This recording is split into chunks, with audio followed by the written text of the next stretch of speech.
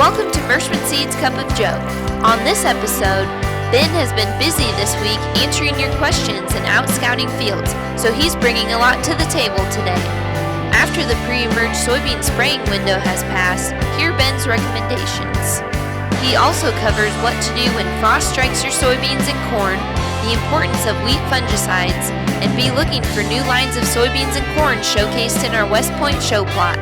Make sure you're subscribed to our YouTube channel and follow us on our podcast platforms, making sure you stay up to date on the latest episode.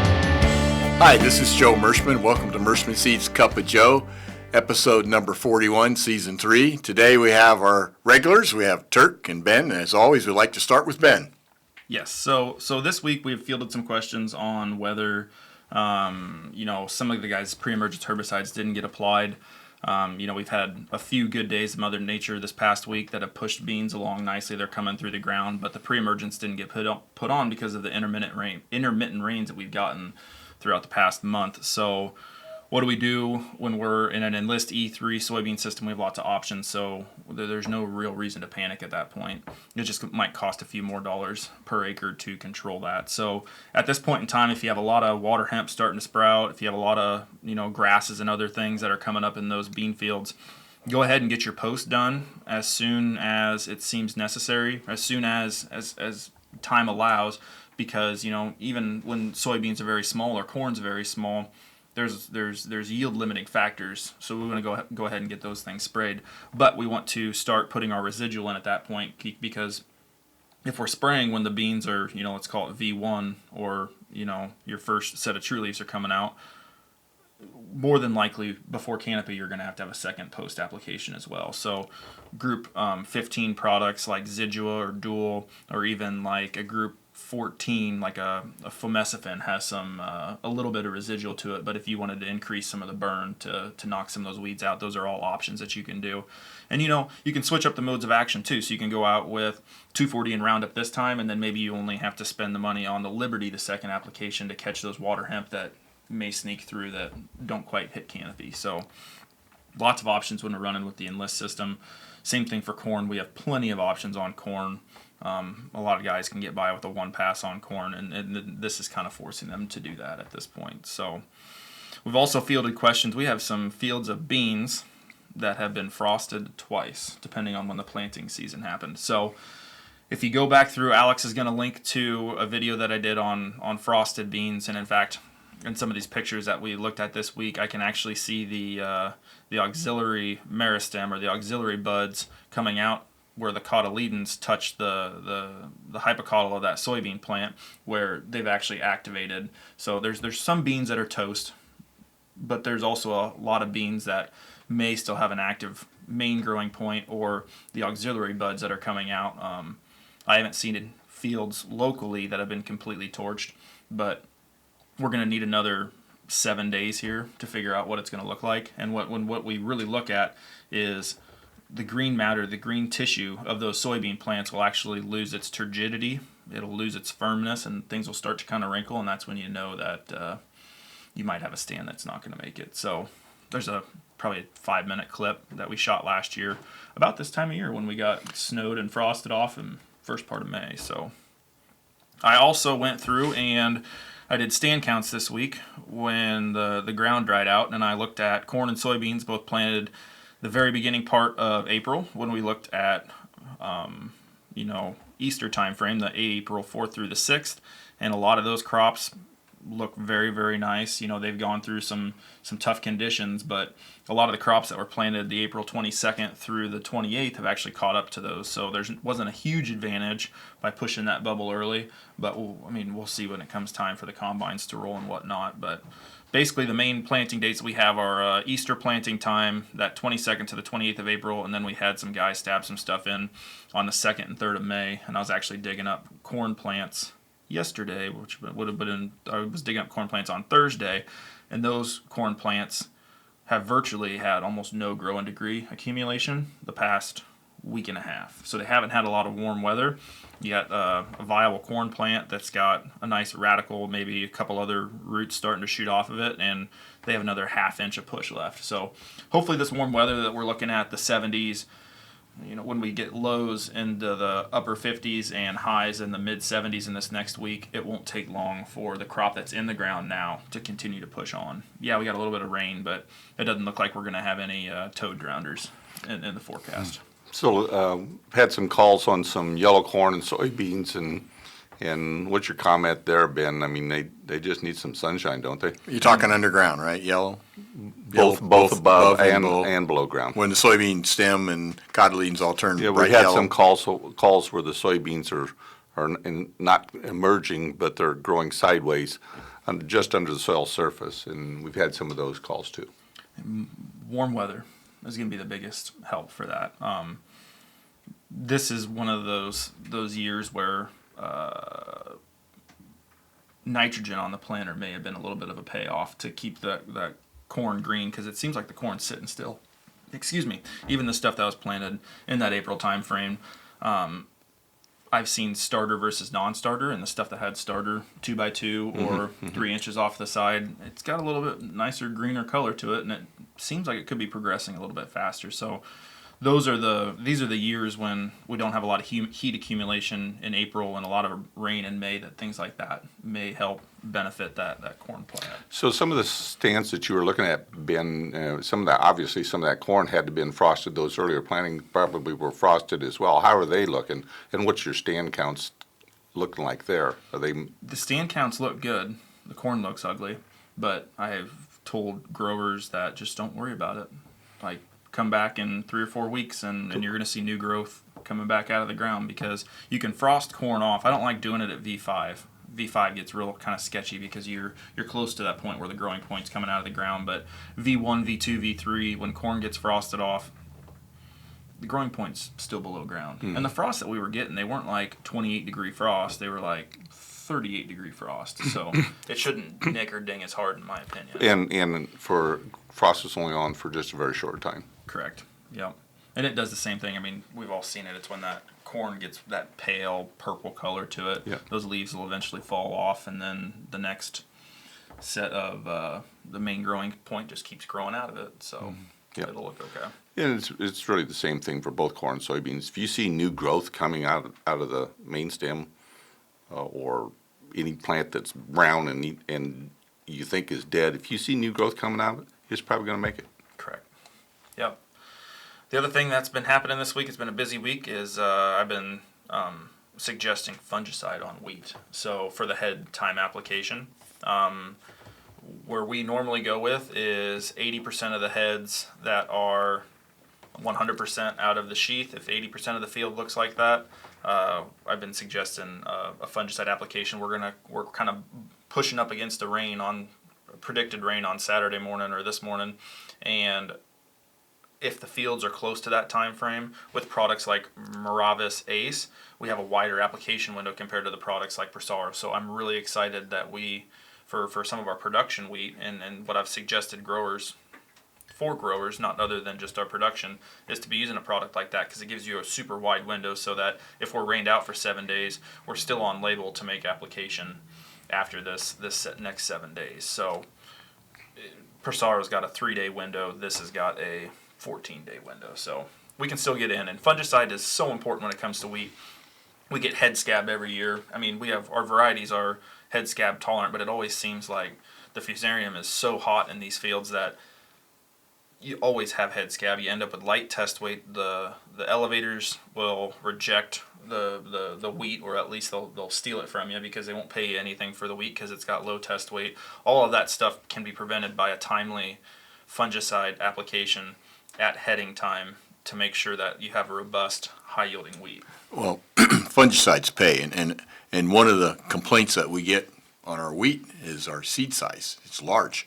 Well, the reason it's large is because we're applying fungicides. Pumping it up. And we're plumping it up, which is great for yield, but when you're wanting seed and all of a sudden your seed count's down to 10 or 11,000 seeds per pound instead of 15, it takes a lot more seed to plant per acre. So that's a good testament to say that if you use fungicide, you're going to get larger seed, better test weights, higher yields, and it pays off. So it's a no-brainer. Right, and we're not backed by anybody, but one of those things that I'm suggesting guys to do, because the price of the wheat is so good this year, is we're adding 2 gallon of a product called Corny that Helena makes, and there's a bunch of other people have this product, but 2 gallon is equal to like 15, 16, 17 pounds of actual nitrogen, and throwing that extra stuff in gives us the high protein content, that gives us a little bit extra test weight, that gives us the weight that we're looking for.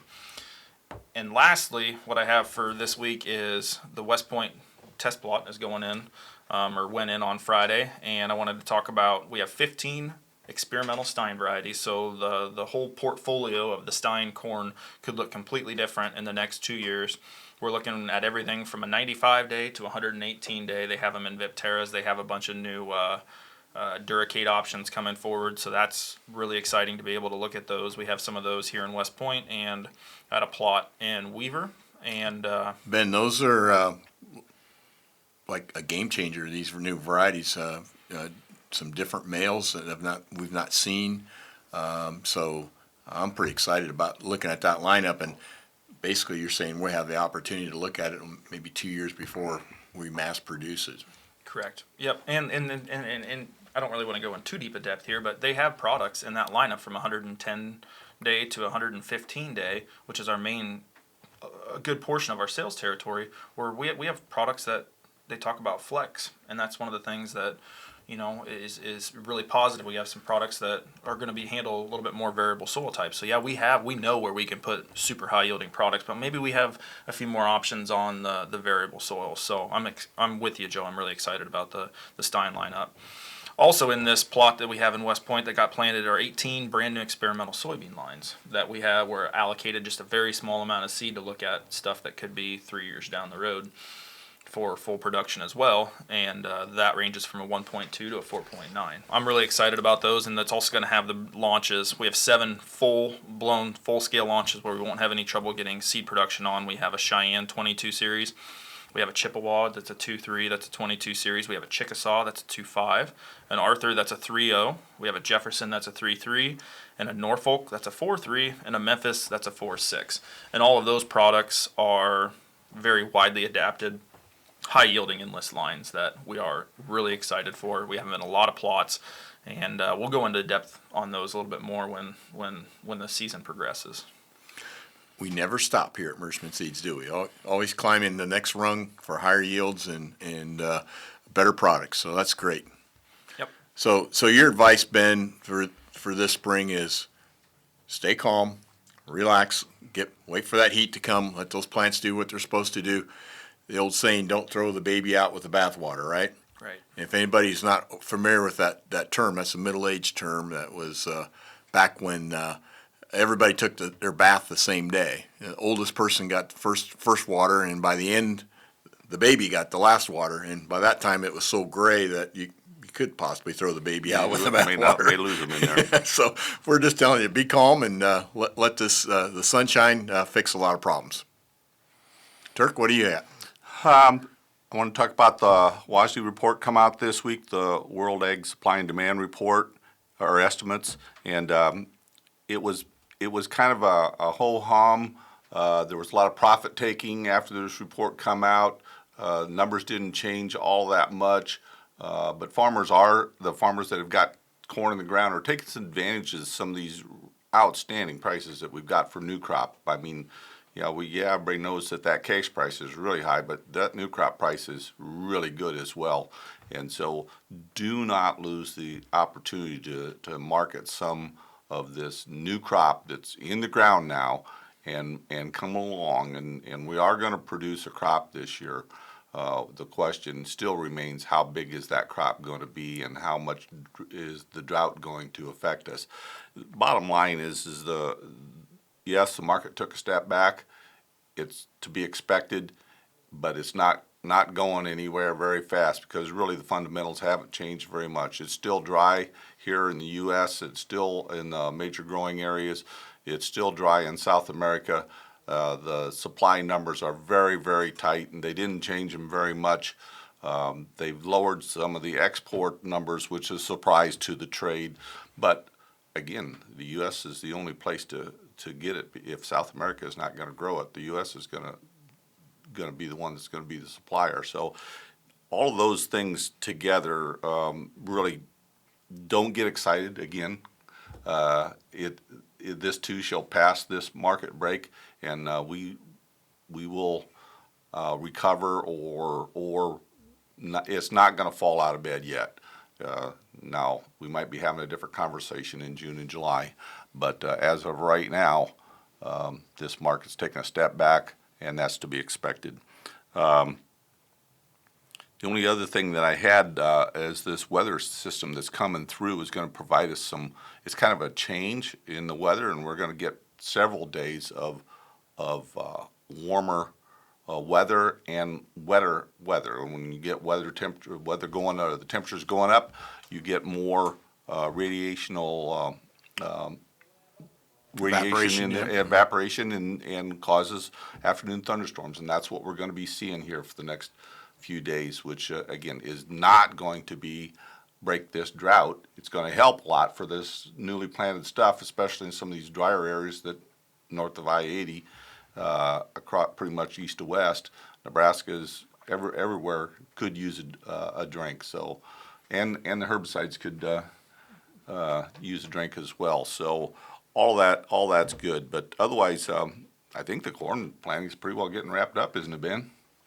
Yeah, I'd say so. We're getting to the point where if it's not wrapped up, this last little push here this past week is probably going to get us to the point where if we can't get back in the fields for another week, guys are either going to be switching to shorter varieties or switching from corn to beans if they don't have it in the ground.